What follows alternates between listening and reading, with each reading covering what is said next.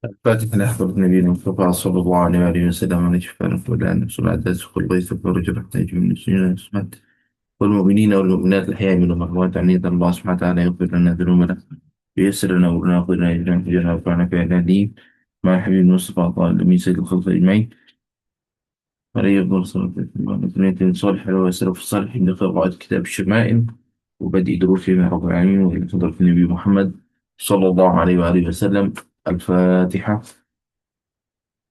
أعوذ بالله من الشيطان.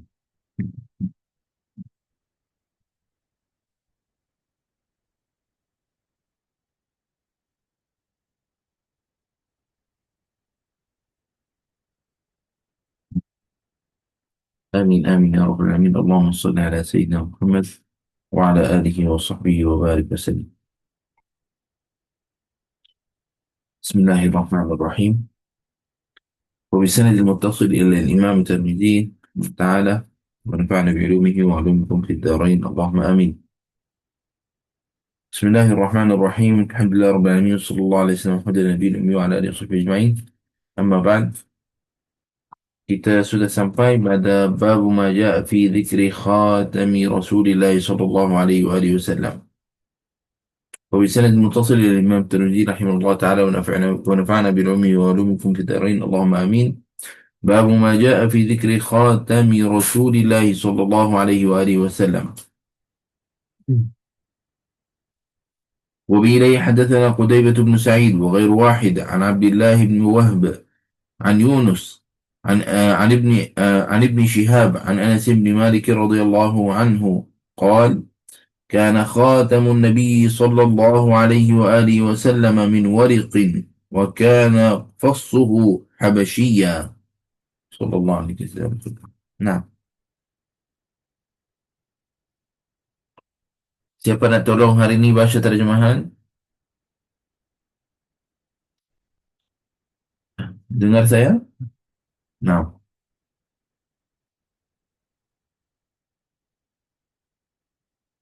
Masya Allah.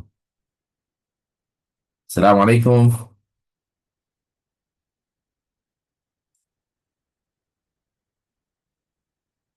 Ada yang nak tolong hari ini?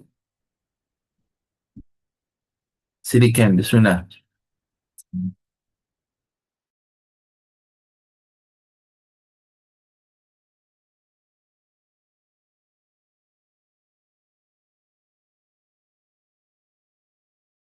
نعم طيب إن شاء الله أستاذة بعشر. Bismillahirrahmanirrahim. Allahumma salli ala sayyidina Muhammad. Bab 12, bab mengenai cincin Rasulullah sallallahu alaihi wasallam. Hadis 87, Anas bin Malik radhiyallahu anhu menyatakan cincin Rasulullah sallallahu alaihi wasallam dibuat dari perak dan batu cincinnya, yakni bahagian yang mencatat nama tuannya adalah dari batu Habsyi. Dikatakan hitam atau hitam bercampur putih. Sallallahu alaihi wasallam. وبه حدثنا قتيبة حدثنا أبو عوان عن أبي بشر عن نافع عن ابن عمر رضي الله عنهما أن النبي صلى الله عليه وآله وسلم اتخذ خاتما من فضة فكان يختم به ولا يلبسه صلى الله عليه وسلم. قال أبو عيسى أبو بشر اسمه جعفر بن أبي وحشي. نعم. Sallallahu alaihi wasallam. Ibnu Umar radhiyallahu anhu menyatakan Rasulullah sallallahu alaihi wasallam membuat cincin dari perak. Baginda menggunakannya sebagai materi, yakni cok rasmi, bukannya untuk dipakai. Sallallahu alaihi wasallam. نعم سنباي أن أبشر لي سنباي. وبه حدثنا محمود بن غيلان أخبرنا حفص بن عمر أخبرنا حفص بن عمر بن عبيد هو الطنافسي حدثنا زهير أبو خيثمة عن حميد عن أنس بن مالك رضي الله عنه قال: كان خاتم النبي صلى الله عليه وآله وسلم من فضة فصه من. نعم. Sallallahu alaihi wasallam. Anas bin Malik radhiyallahu anhu menyatakan cincin Rasulullah sallallahu alaihi wasallam dibuat dari perak dan bahagian yang tertera nama tuannya adalah darinya cincin itu. Sallallahu alaihi wasallam. وبه حدثنا إسحاق بن منصور حدثنا معاذ بن هشام قال أخبرني أبي عن قتادة عن أنس بن مالك رضي الله عنه لما أراد قال لما أراد رسول الله صلى الله عليه وآله وسلم أن يكتب إلى العجم قيل له إن العجم لا يقبلون إلا كتابا عليه خاتم فاصطنع فاصطنع خاتما فاصطنع خاتما فكأني أنظر إلى بياضه في كفه صلى الله عليه وسلم. Sallallahu Alaihi Wasallam. Anas bin Malik radhiyallahu anhu menyatakan ketika Rasulullah sallallahu alaihi wasallam hendak mengirim surat ke negara Ajam, yakni bukan Arab, dikatakan kepada baginda bahawa negara Ajam tidak menerima melainkan surat yang bermateri, yakni cap rasmi. Baginda pun membuat sebentuk cincin. Maka aku dapat dapat melihat warna putih cincin itu di tapak tangan baginda sallallahu alaihi wasallam. Kita sambung bab ni Ustaz lagi sikit. وبه حدثنا محمد بن يحيى حدثنا محمد بن عبد الله الأنصاري حدثني أبي عن سمامة عن أنس بن مالك رضي الله عنه قال كان نقش خاتم رسول الله صلى الله عليه وآله وسلم محمد سطر ورسول سطر والله سطر نعم والله سطر نعم. Anas bin Malik radhiyallahu anhu menyatakan tulisan ukiran yang ada pada cincin Rasulullah sallallahu alaihi wasallam adalah perkataan Muhammad satu baris, perkataan Rasul satu baris dan perkataan Allah satu baris. Sallallahu alaihi wasallam. Nah, di zaman kita ini ada orang yang pakai cincin Muhammad Rasulullah. Turun ambil cincin tu, ada dalam almari mungkin ada satu. Ada cincin tulis dekatnya Muhammad Rasulullah. Nanti saya tunjukkan satu contoh. Baginda Nabi Muhammad sallallahu alaihi wasallam. Nah, ni cincin ni.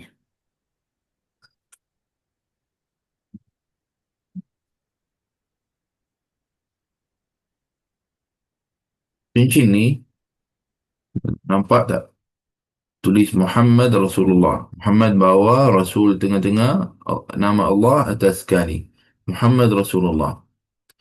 Yani mustahil baginda Nabi Muhammad sallallahu alaihi wasallam pakai cincin yang ada di dalamnya nama Allah Subhanahu wa taala dan masuk ke tandas Baitul Khala. Mustahil Nabi sallallahu alaihi wasallam buat seperti itu. Nah, cincin ni sebenarnya nanti akan lalu dengan kita. Dilarangkan buat sepertinya.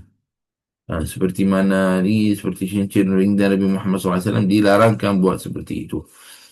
Nah, tapi di masa itulah. Sekarang macam tak masalah. Tapi pun tidak boleh pakai cincin seperti ini dan masuk kepada Baitul Khala, maksudnya masuk ke tandas atau bukan pakai cincin seperti itu dan mengangkatkan dengan tangan yang ada cincin ni dari dalamnya mengangkatkan benda yang najis ataupun mengangkatkan sampah atau sebagainya. Nauzubillah. Tak, mustahil lah itu sawar hadza. Tak boleh kita masuk akal kita orang buat seperti itu dengan nama Allah SWT. Dia pakai seperti itu dan dia melakukan amalan ini. Ini adalah tidak boleh dilakukan. Baik. Dan boleh sampai hukumnya sampai haram. La yajuz.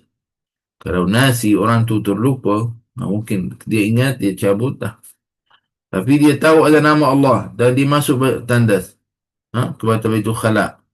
Dan dia yastanji, contohnya kalau dia pakai cincin tu dekat tangan kiri, pakai dekat tangan kiri, masuk. La yajuz. Haram. Tidak boleh lakukan seperti itu. Jadi kalau dia masuk ke tandas, mesti dia cabut, simpan, solat, masuk tandas, keluar, pakai balik lah. Boleh buat seperti itu.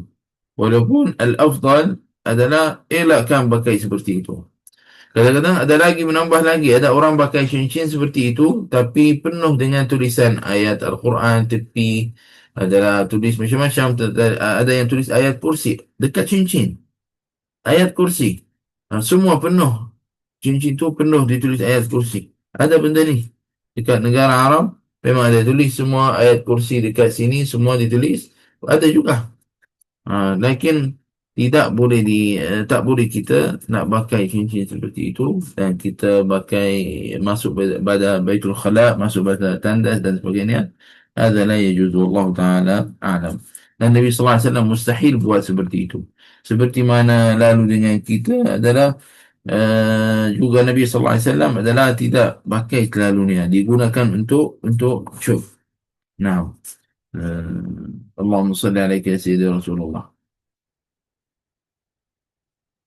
طيب. وبه حدثنا نصر بن علي الجهضمي أبو عمرو حدثنا نوح بن قيس عن خالد بن قيس عن قتادة عن أنس بن مالك رضي الله عنه أن النبي صلى الله عليه وآله وسلم كتب إلى كسرى وقيصر والنجاشي فقيل له إنهم لا يقبلون كتابا إلا بخاتم، فصاغ رسول الله صلى الله عليه وآله وسلم خاتما صلى الله. حلقته فضة ونقش فيه محمد رسول الله صلى الله عليه وسلم. Saya baca Syekh. Boleh, silakan. Allahumma salli ala Sayyidina Muhammad. Hadis yang ke-92. Anas bin Malik radhiyallahu anhu menyatakan, ketika Rasulullah sallallahu alaihi wasallam hendak mengirim surat kepada Raja Parsi, Raja Rom dan Raja Najasyi, dikatakan kepada baginda bahawa mereka tidak akan menerima surat yang tidak bermateri, cap rasmi. Maka baginda sallallahu alaihi wasallam membuat cincin yang lingkarannya dibuat dari perak dan bertulis Muhammad Rasul Allah. Allahumma salli ala Sayyidina Muhammad. وبه حدثنا إسحاق بن منصور حدثنا سعيد بن عامر والحجاج بن منهال عن همام عن ابن جريج عن الزهري عن أنس بن مالك عن أنس رضي الله تعالى عنه أن النبي صلى الله عليه وآله وسلم كان إذا دخل الخلاء نزع خاتمه صلى الله عليه وسلم. Allahumma salli ala Sayyidina Muhammad. Hadis yang ke-93. Anas bin Malik radhiyallahu anhu menyatakan, sebelum Rasulullah sallallahu alaihi wasallam memasuki tandas, baginda menanggalkan cincinnya. Allahumma salli ala Sayyidina Muhammad. صلى على سيدنا محمد. Nah, ini pun Baitul Khala di zaman Rum, maksudnya tandas di zaman baginda Nabi Muhammad SAW, bukan seperti mana kita zaman kita ini. Fil fada, yani maksudnya di tempat yang kosong pada tanah pasir itu. Nabi SAW pun cabut tangannya. Jadi bagaimana dengan hal kita zaman kita ini? Tandas adalah pada satu tempat dan sebagainya. Nah, Allahumma salli ala sayyidina Muhammad. Nah, ada banyak macam orang cakap masuk bahaya tu, masuk dengan ayat-ayat Al-Quran, ataupun macam masuk kepada tandas itu bahaya ni, nanti kena jin, nanti kena apa. Kul hadha kalam, semua benda ini jika tak sengaja, contoh orang dia biasa pakai cincin macam tadi yang saya tunjukkan, dia masuk tandas terlupa, maafi syait, dia dah ingat, sudah ingat terus cabut datang. Jangan was-was banyak tentang bab ini. Tetapi kalau orang itu masuk ke tandas dan dia sengaja, dia tahu ada nama Allah dan masuk dekat situ, masuk dekat tandas dan siap lagi sucikan najis dengan apa, dengan tangan itu, na'udzubillah min zalik. Apa jadi dalam bab ini? Na'udzubillah, yukhaf ala hadha syakhs, takut untuk orang itu. Takut apa? Takut dia kena apa-apa. Sebab Baitul Khala itu tandas itu apa? Tempat ni. Nah, tempat yang buruk, yang tidak baik. Jadi subhanallah. Berhati-hati tentang bab ini. Barakallahu fikum. Nah. Tapi mungkin ada hari itu ada orang kata kita biasa Ramadan adalah orang pakai Quran kecil. Quran kecil ada zip macam tu. Boleh ke masuk tanda pakai Quran seperti itu? Al-afdal lah, walaupun dia tutup dan simpan. Walaupun seperti itu. Lebih baik adalah keluarga simpan dekat luar, letak dekat luar. Baik, orang kata, tapi dia sama dengan handphone. Handphone pun ada dalamnya Quran. Kita tak letak Quran di luar. Kita kata handphone tu dia dah tutup. Apabila kita keluar pada app Quran, dia tak jadi Quran dah. Ha. Dalam bab ini dah tak jadi Quran. Jadi pada bab ini kita kena jaga juga. Barakallahu fikum. Nah, nah. Kalau orang itu barang dia, mushafnya, kitab-kitabnya, semua letak dalam beg dan dia angkatkan beg itu.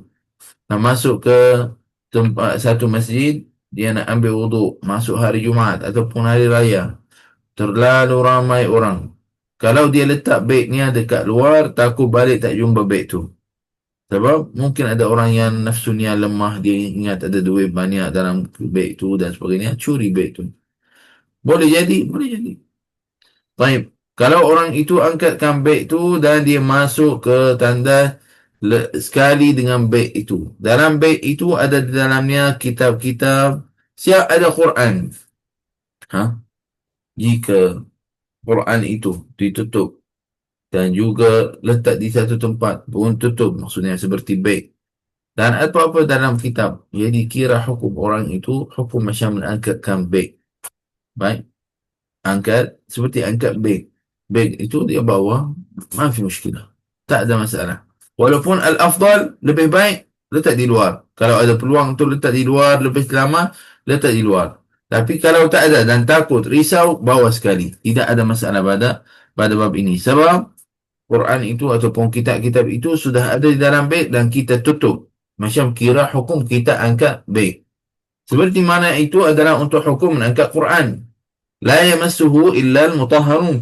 Kalau adalah Quran itu, mesti kena ada wuduk untuk mengangkat Quran. Khususnya kalau Quran itu adalah tidak ada terjemahan. Kalau ada terjemahan, ada yang kata boleh kita angkat Al-Quran yang ada terjemahan, yang terjemahan yang lebih daripada tulisan Arab, tulisan Al-Quran. Lebih pada ayat Al-Quran, tidak ada masalah, boleh diangkat, boleh kita angkatkan. Seperti Quran terjemahan seperti ini. Nah, ada terjemahan tepi, ada terjemahan ayat satu-satu. Baik. Tapi adalah kalau nak angkatkan mushaf ini, nak angkatkan mushaf ini, mushaf yang ada terjemahan, boleh, tidak ada masalah. Tapi kalau kita angkat mushaf yang tak ada terjemahan, seperti ini contohnya. Ini mushaf tak ada terjemahan. Ini terus Quran. Atau ada tulisan dekat tepi, tapi tulisan tu sikit sangat. Jadi apa hukum dalam bab ini? Kena ada wuduk untuk angkat mushaf seperti ini. Quran seperti ini, kena ada wuduk untuk angkatnya. Baik, mushaf ini yang kena wajib ada wuduk ketika kita nak angkat, kena ada wuduk. Kita ambil mushaf ni, letak di dalam satu beg. Dalam beg ni, saya ada satu beg, saya ada mushafnya, mushaf ni di dalamnya. Sekarang, saya katalah tak ada wuduk. Boleh angkat beg tu ataupun tidak? Boleh. Sebab hukum kita sudah kita angkat beg, kita bukan angkat Quran. Macam kita angkat beg, jadi tidak ada masalah. Boleh angkatnya. Baik. Wallahu ta'ala a'lam bis-shawab. Allahumma salli ala sayyidina Muhammad wa ala ali sayyidina Muhammad. Benda ni kita kena jaga pada bab ini, pada bab angkatkan mushaf, angkatkan Quran. Baik. Ada satu lagi walaupun kita bukan babnya benda itu, tapi bagus kalau kita cakap. Juga Quran terjemahan seperti ini. Quran terjemahan yang ada terjemahan seperti ini di dalamnya. Baik. Kalau kita nak angkat tak ada wuduk, ada orang kata boleh angkat tak ada wuduk. Yes, betul boleh angkat. Tapi kamu tak boleh nak buat tangan seperti ini dekat ayat-ayat. Tak boleh buat seperti itu. Nak letak tangan di atas ayat tak boleh. Pegang Quran tu seperti ini, angkat, tak ada masalah. Bila letak jari, jalankan di atas jalan ayat Al-Quran, jangan suntuh ayat Al-Quran. Itu tidak boleh. tidak boleh buat, tidak boleh lakukan. Jelas? Barakallahu fikum. Semoga Jelas. insya-Allah ada manfaat pada apa yang kita kongsi. Amin ya rabbal alamin. Hmm. Wal afdal, dan afdal adalah lebih baik kalau ada orang nak pakai cincin, yani cuba elakkan cincin yang ada ayat-ayat Al-Quran. Elakkan pakai eh, cincin yang ada tulisan seperti mana yang tadi tunjuk Muhammad Rasulullah. Yani lebih afdal. Lebih afdal. Kalau susah nak jaga, khususnya kalau susah nak jaga. Ada orang suka, jenis suka. Cincin yang tulis di atasnya ayat kursi itu. Ini adalah di masa yang saya dekat Syria. Cincin itu buat bukan pakai mesin. Bukan pakai mesin seperti mana sekarang zaman kita ini banyak pakai mesin kan elektronik buat apa nak buat. Tak, orang tu tulis guna tangan. Guna tangan ada alatnya dia buat satu-satu maksudnya dia tulis gunakan alat-alat untuk buat bukan adalah mesin letak yang cincin macam tu kemudian mesin tu terus tulis di atasnya sekejap dah selesai tak cincin macam tu lama ambil masa untuk tulis dan cincin macam tu bukan murah mahal ini di masa saya dekat Syria memang saya jumpa macam-macam seperti itu. Mahal cincin macam tu bukan murah-murah. Mahal seperti itu. Tapi subhanallah zaman kita ini sekarang banyak pada cincin sudah siap dah mesin buat sekejapnya. Tak mahal pun. Nah, lakin al-afdal lebih baik cari cincin yang ada batu. Itulah lebih diutamakan. Nah. اللهم صل عليك يا سيدي رسول الله. وبه حدثنا إسحاق بن منصور حدثنا عبد الله بن نمير حدثنا عبيد الله بن عمر عن نافع عن ابن عمر رضي الله عنه قال اتخذ رسول الله صلى الله عليه وآله وسلم خاتما من ورق فكان في يده ثم كان في يد أبي بكر ويد عمر ثم كان في يد عثمان حتى وقع في بئر أريس. نعم. نقشه محمد رسول الله صلى الله عليه وسلم. Allahumma salli ala Sayyidina Muhammad. Hadis yang ke-94. Ibnu Umar radhiyallahu anhu menyatakan Rasulullah sallallahu alaihi wasallam membuat cincin dari perak. Adalah cincin itu pada tangan baginda. Kemudian cincin itu dipakai oleh Abu Bakar, lalu Umar dan kemudiannya Osman. Setelah itu cincin tersebut jatuh ke dalam telaga Aris. Telaga yang terletak di kota Madinah. Ukirannya Muhammad Rasulullah. Terima kasih Ustaz. Syekh. Alaihi salatu wassalam. Baginda Nabi Muhammad SAW, lepas baginda Nabi Muhammad SAW, Sayyidina Abu Bakar Siddiq ambil. Yang wafat pada tahun 13 Hijrah. Kemudian Sayyidina Umar, yang wafat pada tahun 23 Hijrah. Kemudian Sayyidina Uthman, yang wafat pada tahun 35 Hijrah. Nah, Bi'r Aris itu kat mana? Siapa pernah ziarah waktu pergi umrah? Ada tahu kat mana? Siapa boleh jawab? Bi'r Aris tu kat mana tempatnya? Ada waktu pergi, ada orang mutawif bawa kamu ke sana? Bi'r Aris adalah dekat pada tempat Masjid Quba. Dia adalah dekat pada satu tempat dekat situ, Masjid Quba. Kalau orang pergi ke umrah, mintalah pada mutawif bawa kita ke Bi'r Aris. Dekat pada Masjid Quba. Nah, ada satu kubung.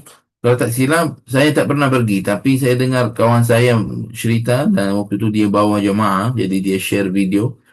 Kalau tak silap, wallahu a'lam, dia Masjid Quba, dia jalan sebelah. Adalah satu tempat, ada bustan ataupun kubung dekat situ. Nah, wallahu ta'ala a'lam. Nah, insyaAllah kalau saya pergi umrah, insyaAllah saya nak pergi biiznillah subhanahu wa ta'ala. Nah, Allahumma salli alaihi ya Sayyidi ya Rasulullah. Cincin tu di zaman Sayyidina Osman bin Affan apabila jatuh dekat telaga itu telaga Aris 2 tahun sahabat carikan cincin tu tak jumpa 2 tahun cari tak jumpa subhanallah. Allahumma salli ala Sayyidina Muhammad wa ala ali Sayyidina Muhammad. Sallallahu alaihi ya Sayyidi ya Rasulullah. Hadis yang seterusnya. Bab ma jaa fi anna an-nabiy sallallahu alaihi wa alihi wasallam kana yatakhattamu fi yaminih. وبه حدثنا محمد بن سهل بن عسكر البغدادي وعبد الله بن عبد الرحمن قال حدثنا يحيى بن حسان حدثنا سليمان بن بلال عن شريك بن عبد الله ابن أبي نمر عن إبراهيم بن عبد الله بن حنين عن أبيه عن علي بن أبي طالب رضي الله تعالى عنه أن النبي صلى الله عليه وآله وسلم كان يلبس خاتمه في يمينه صلى الله عليه وسلم. Saya baca Syekh. Silakan. Bismillahirrahmanirrahim. Allahumma salli ala Sayyidina Muhammad. Ali bin Abi Talib radhiyallahu anhu menyatakan, Rasulullah sallallahu alaihi wasallam memakai cincin pada jari tangan kanan baginda. Allahumma salli ala Sayyidina Muhammad. Baginda Nabi Muhammad sallallahu alaihi wasallam kana yatakhattam na'am fil khinsar asghar isma' al-yad. Nabi sallallahu alaihi wasallam pakai cincin dekat khinsar, ni adalah jari ini. Nah, ini jari yang Nabi SAW pakai. Dan juga yaj'al fisau ataupun dalam cincin itu ke dalam macam ni. Jadi macam ni cincin itu dekat dalam. Nah, wallahu taala alam, ini adalah syarat pakaian Nabi SAW untuk cincin. Nah, ada yang juga pakai cincin di jari yang lain, nanti akan lalu dengan kita insya-Allah Subhanahu taala. Nah, silakan. اللهم صل على سيدنا محمد. وبه حدثنا محمد بن يحيى حدثنا أحمد بن صالح حدثنا عبد الله بن وهب عن سليمان بن بلال عن شريك بن عبد الله بن أبي نمر نحوه. نعم, hadis yang sama tapi isnadnya lain. Seterusnya, وبه حدثنا أحمد بن منيع حدثنا يزيد بن هارون عن حماد بن سلمة قال رأيت ابن أبي رافع يتختم في يمينه فسألته عن ذلك فقال رأيت عبد الله بن جعفر يتختم في يمينه وقال عبد الله بن جعفر كان رسول الله صلى الله عليه وآله وسلم يتختم في يمينه صلى الله عليه وسلم. Allahumma salli ala Sayyidina Muhammad. Ahmad bin Salamah menyatakan, baginda pernah melihat Ibni Abi Rafi memakai cincin di jari tangan kanannya. Lalu Ahmad menyatakan hal itu kepada Ibni Abi Rafi. Ia menjawab, aku pernah melihat Abdullah bin Ja'far radhiyallahu anhu memakai cincin di tangan kanannya. Lalu Abdullah bin Ja'far radhiyallahu anhu berkata, Rasulullah sallallahu alaihi wasallam memakai cincin di jari tangan kanan baginda. Allahumma salli ala Sayyidina Muhammad. وبه حدثنا يحيى بن موسى حدثنا عبد الله بن نمير نعم.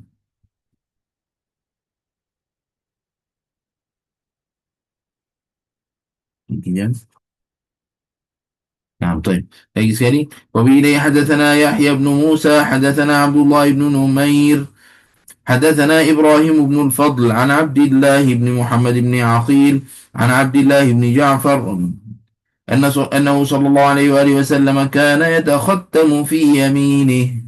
نعم. Allahumma salli ala Sayyidina Muhammad. Abdullah bin Ja'far radhiyallahu anhu menyatakan bahawa Nabi sallallahu alaihi wasallam memakai cincin di jari tangan kanan baginda. Allahumma salli ala Sayyidina Muhammad. وبه حدثنا أبو الخطاب زياد بن يحيى حدثنا عبد الله بن ميمون عن جعفر بن محمد عن أبيه عن جابر بن عبد الله أن النبي صلى الله عليه وآله وسلم كان يتختم في يمينه صلى الله عليه وسلم. نعم. Silakan. Jom. Boleh kita sama-sama baca insya-Allah Subhanahu Wa Taala. Cuba saya nak kamu semua join dalam program ni. Orang yang bukan daripada Baitul Furqan, jangan malu.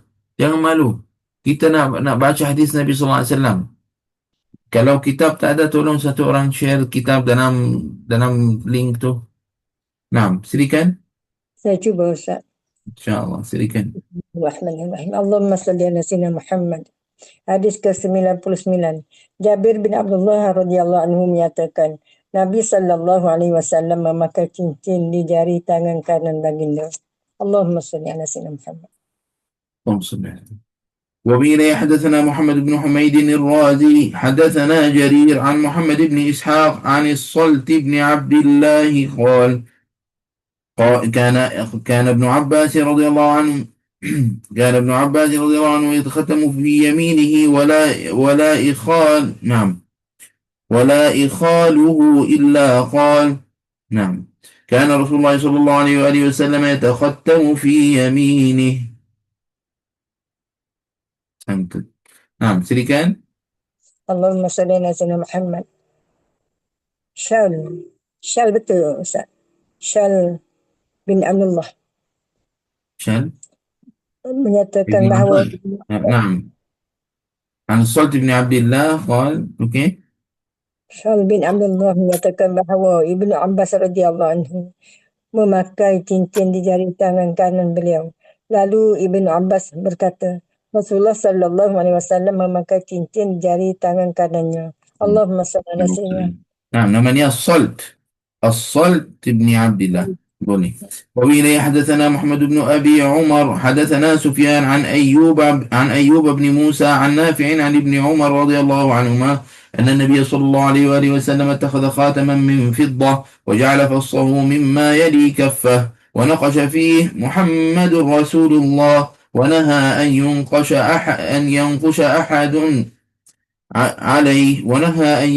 أحد عليه وهو الذي سقط في معيقيب في بئر أريس. Allahumma salli ala sayyidina Muhammad. Ibnu Umar radhiyallahu anhu menyatakan Rasulullah sallallahu alaihi wasallam membuat cincin dari perak. Ketika baginda memakainya, baginda sentiasa menghadapkan batu cincin ke tapak tangan baginda. Cincin itu berukiran Muhammad Rasulullah. Baginda tidak mengizinkan seorang pun menambahkan tulisan pada cincin tersebut. Cincin itulah yang jatuh ke dalam telaga Aris. معيقيب وهو الذي سقط من معيقيب نعم في بئر أريس.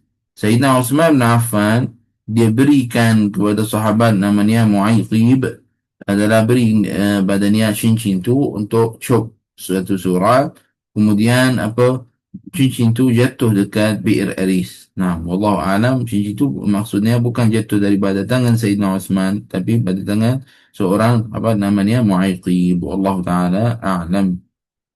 Naam. Wabi ilayhi طيب.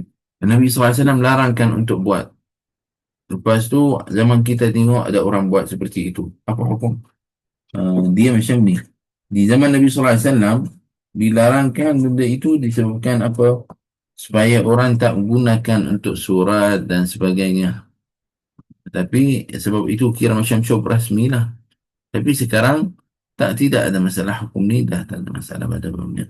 Wallahu ta'ala a'lam. Naam. وبه حدثنا قتيبة بن سعيد حدثنا حاتم بن إسماعيل عن جعفر بن محمد عن أبيه رضي الله عنهما قال كان الحسن والحسين يتختمان في يسارهما. نعم. اللهم صل على سيدنا Muhammad. Ja'far bin Muhammad menyatakan dari bapanya bahawa Hasan dan Husain memakai cincin di jari tangan kiri mereka. Allahumma salli ala sayyidina Muhammad.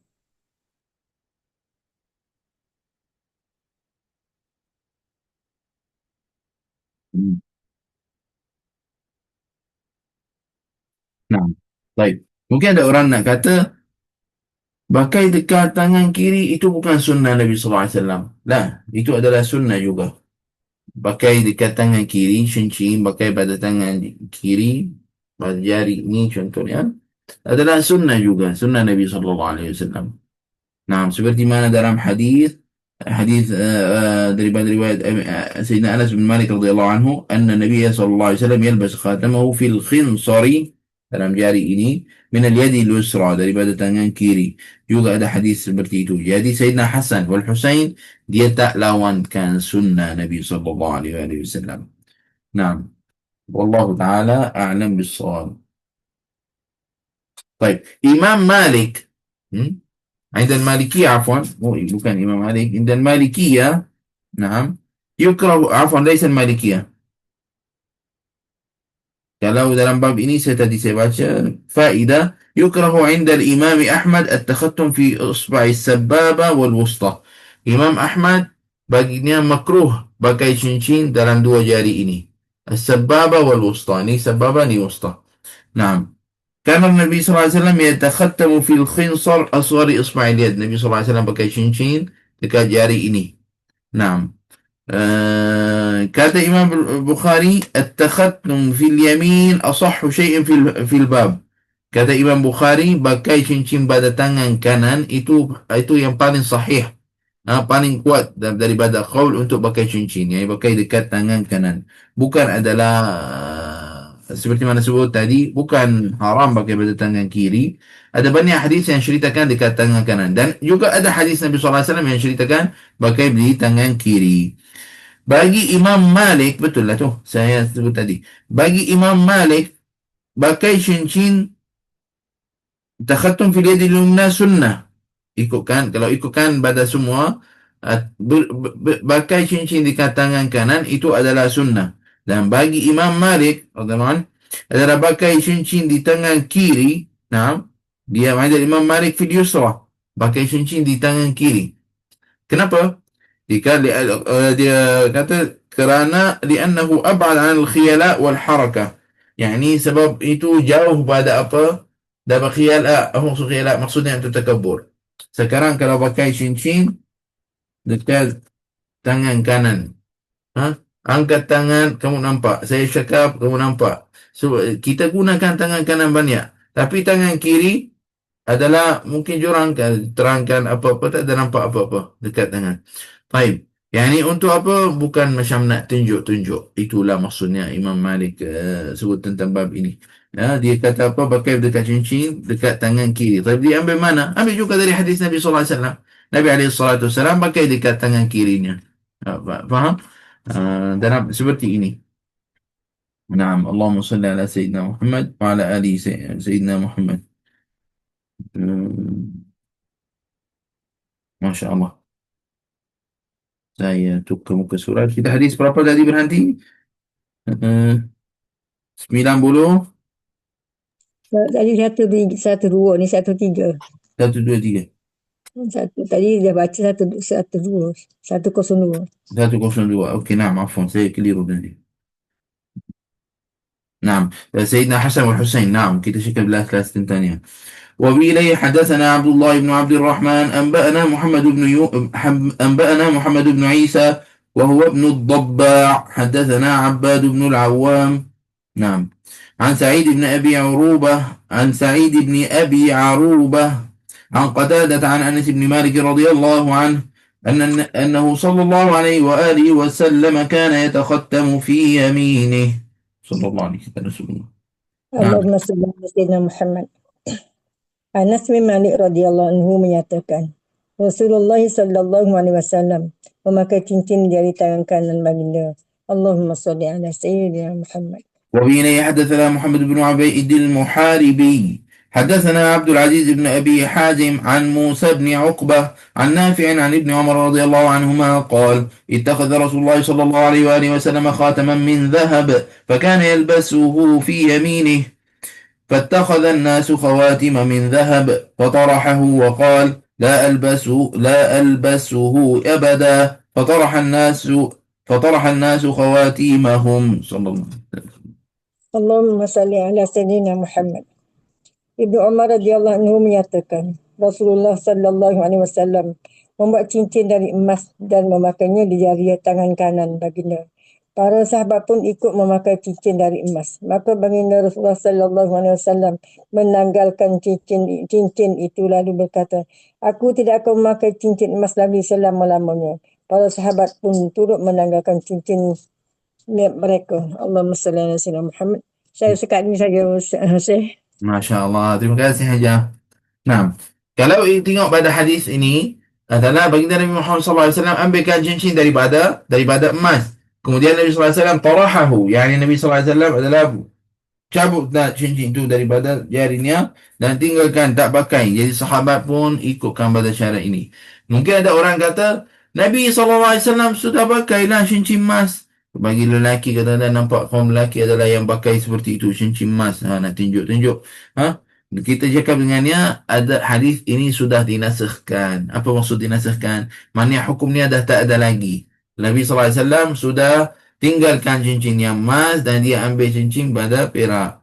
Sahabat pun apabila dengar seperti itu pun sahabat buat seperti itu. Cabut cincin itu dan tinggalkan, dan dia apa? Dia gunakan cincin daripada perak.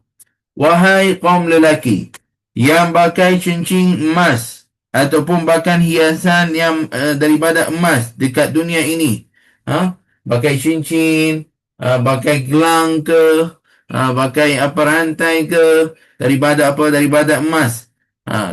Bertahuilah, i'lam, kamu kena tahu di akhirat tak akan pakai emas.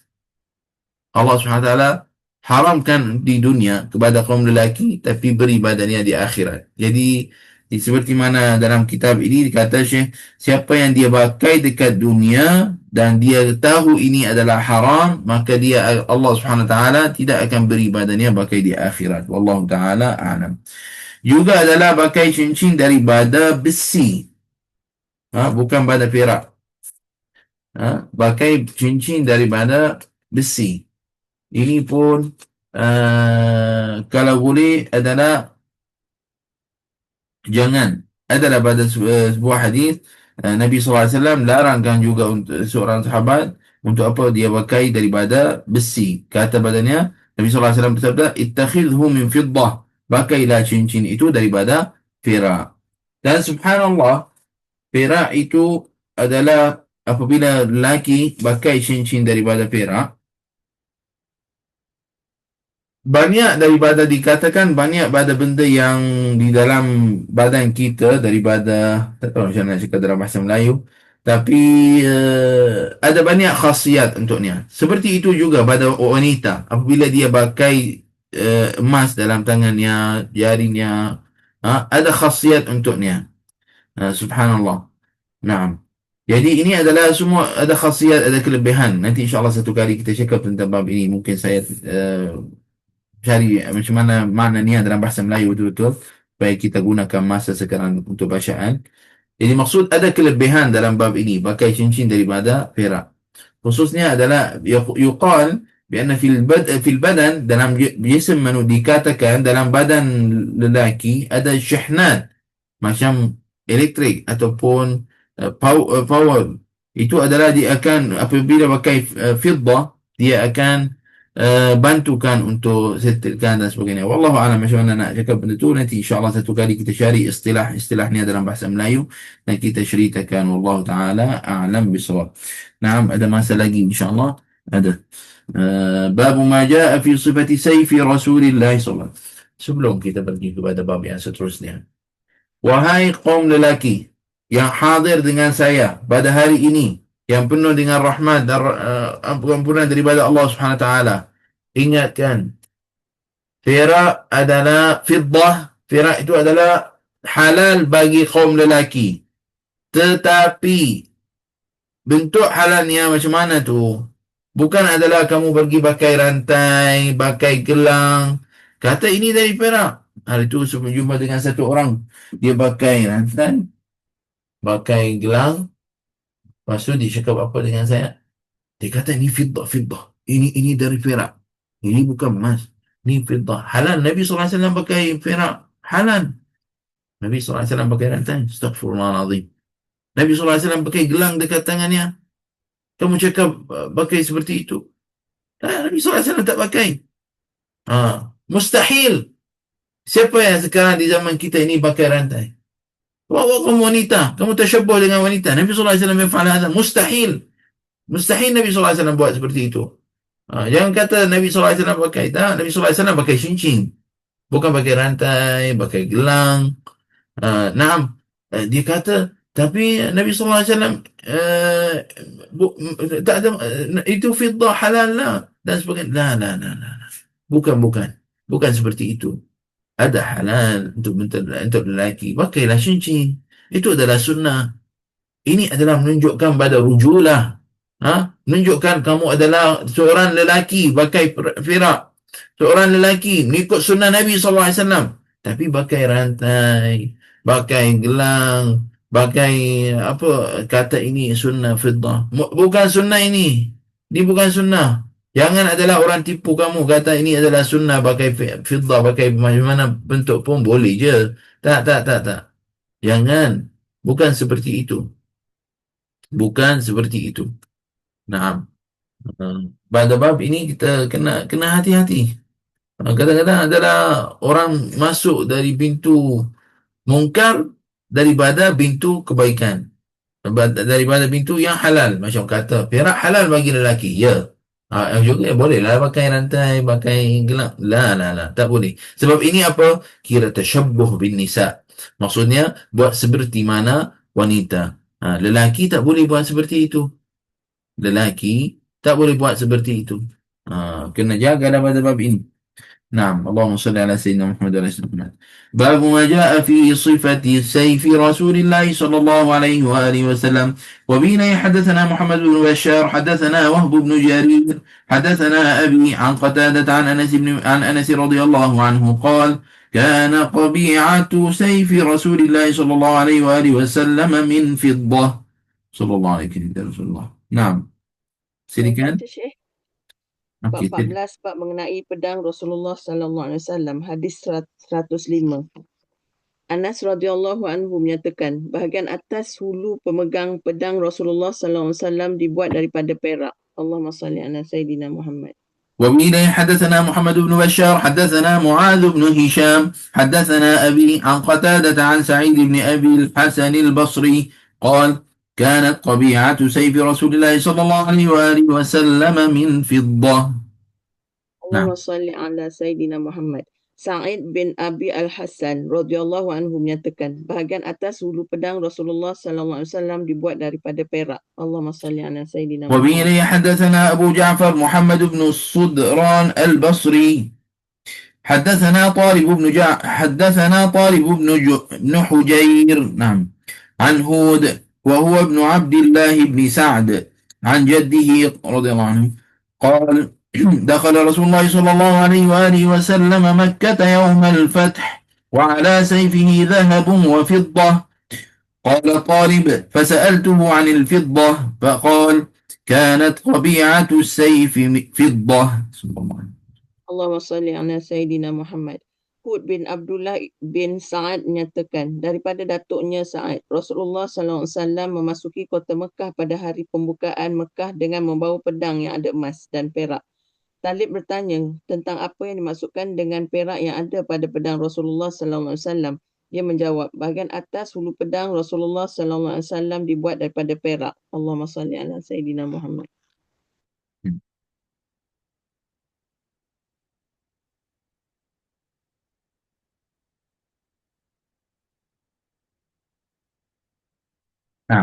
Dalam hadis ini mungkin ada orang akan rasa bagaimana miqbal Rasulullah SAW, maknanya bidang Rasulullah SAW ataupun saif itu bidang adalah miqbaluhu, tempat yang megang adalah daripada fiddah, daripada perak. Dalam hadis ini kata daripada emas juga, ada emas dan fiddah. Sebut tentang bab adalah miqbaluhu min zahab, itu adalah dhaif, kata yang lemah. Dan qal faedah, kata Ibn Hajar Al-Haytami dalam terangkan kitab Syama'il, wala yasuhul jawab bianna hadha qabla nahi. Orang kadang-kadang kata ini adalah sebelum haramkan untuk emas, sebelum larangkan. Kenapa? Sebab untuk haramkan emas itu sebelum pada Fatah Makkah, pembukaan Makkah. Jadi bukan seperti itu. Jadi dan juga suila Talib bin Hijr al-mazkur fil hadis an al-fiddah, ditanyakan tentangnya Talib bin Hijr yang tadi meriwayatkan hadis ini ataupun yang dalam hadis ini Talib bin Hijr. Naam.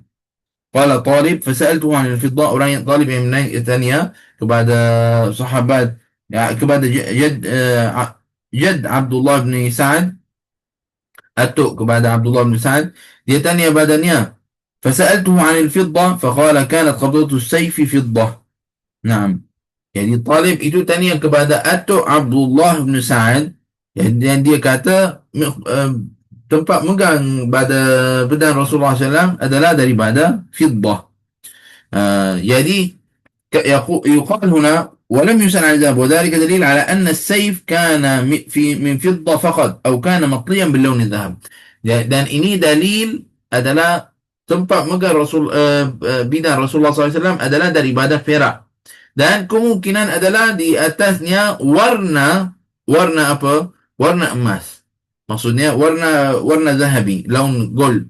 warna emas, tapi bukan dia daripada emas. Wallahu taala a'lam bissawab. Nah.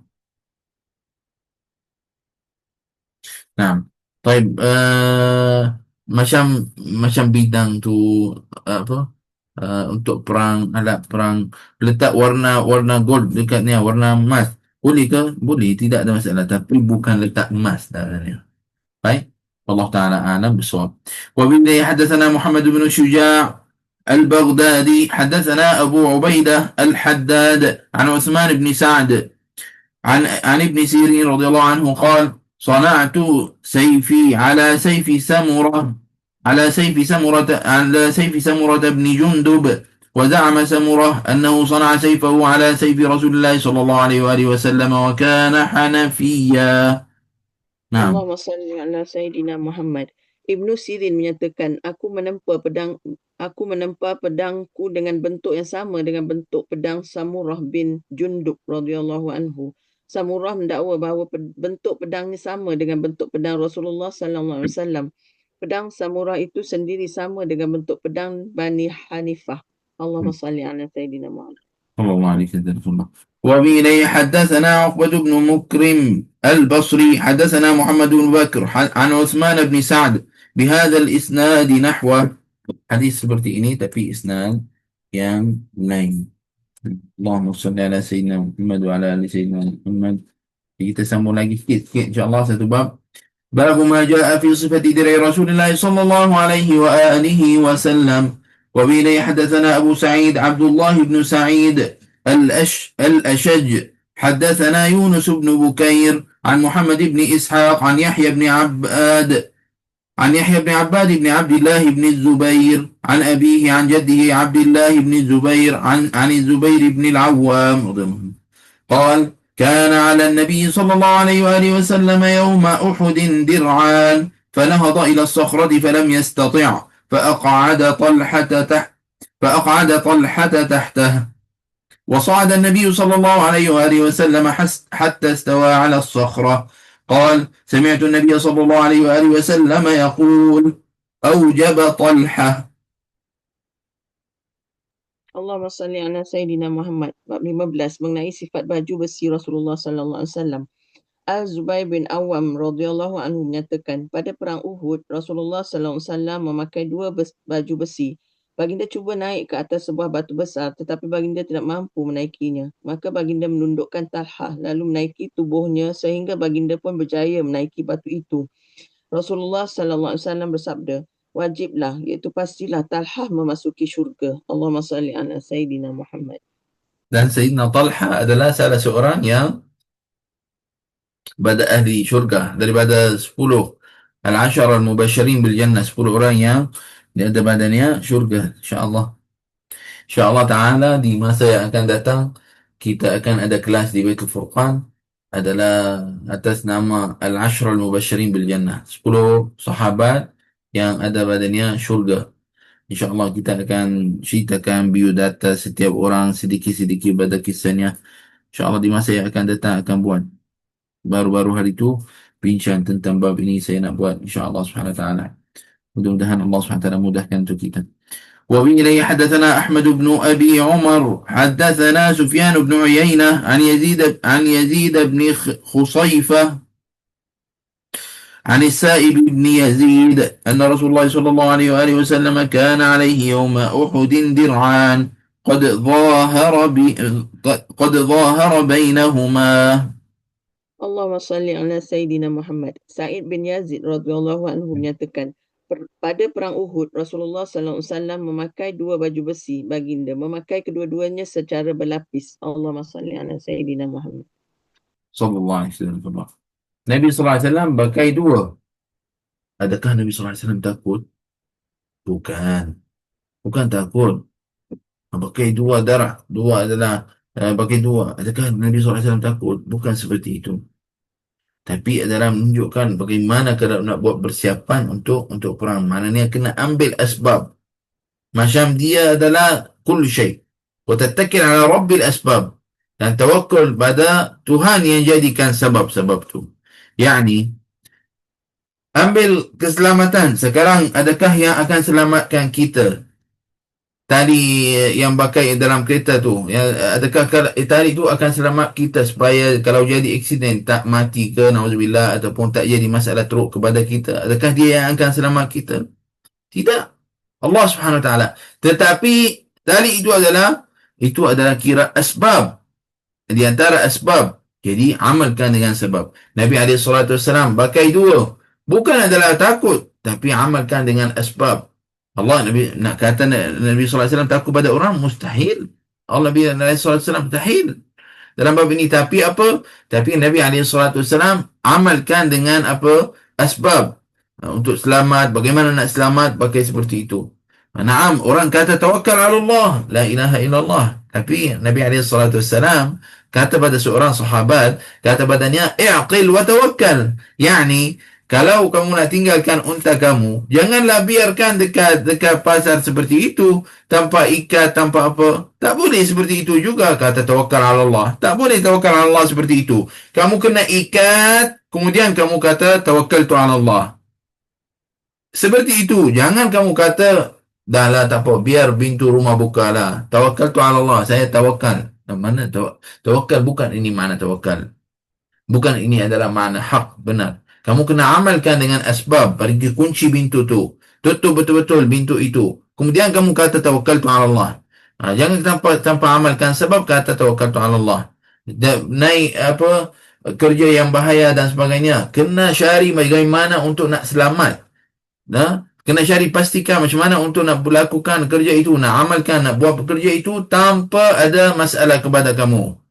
Awal ambil asbab-asbab tu. Macam dia semua benda. Dia yang akan selamat kamu.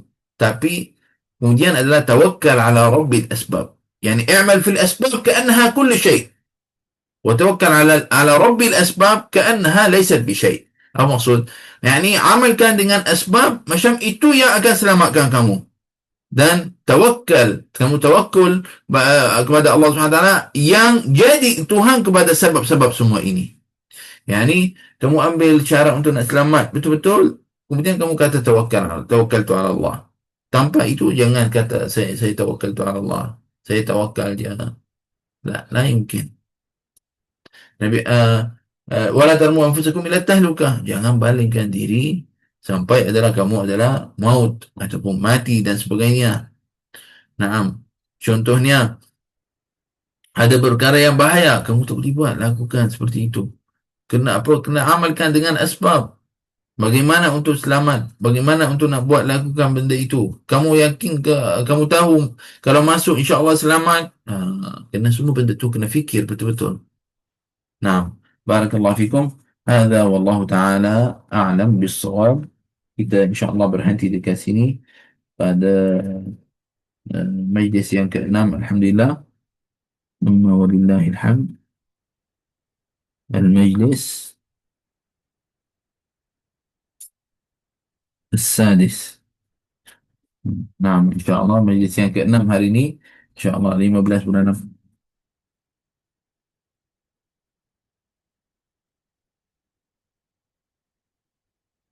InsyaAllah ta'ala kita akan sambung esok pada babu ma ja'a fi sifati mighfari Rasulullah sallallahu alaihi wasallam. InsyaAllah esok hari Ahad kita akan kalau boleh kita cuba baca lebih sikit. Kita akan baca sampai mungkin dekat pukul 8, hampir-hampir pukul 8. Kalau boleh saya nak juga dengar suara yang lain. Ya. Kita join sama-sama. Kita Masya Allah berapa orang? Ada 53 orang. Banyak tu. Kalau kamu boleh susunkan betul-betul satu orang baca satu hadis, boleh juga. Tak ada masalah. Saya tak ada masalah. Tak perlu 3 hadis, satu orang 3 hadis. Tak ada masalah. Tapi kena teruslah. Jangan lambat-lambat supaya kita tak buang masa banyak. Ya? Maksudnya supaya cepat. Boleh juga, tak ada masalah. Contoh esok pagi, mula-mula letak dalam chat itu terus tulis senarai nama yang nak baca. Boleh. Tak ada masalah. Tak perlu saya panggil, terus bacalah. Terus saya nak baca nombor 1, nombor 2. Copy paste. Katalah dah tulis Muhammad, Ahmad, Omar. Nanti sekejap lagi ada seorang lagi. Saya nombor 4. Tulis nombor 5. Boleh, tak ada masalah. Nak buat seperti itu pun boleh, insyaAllah. Ataupun lebih mudah baca 3 hadis pun boleh. 2 hadis, 3 hadis boleh juga, insyaAllah. Tapi cuba nak dengar yang lain pun join dalam bab ini. Barakallahu fikum.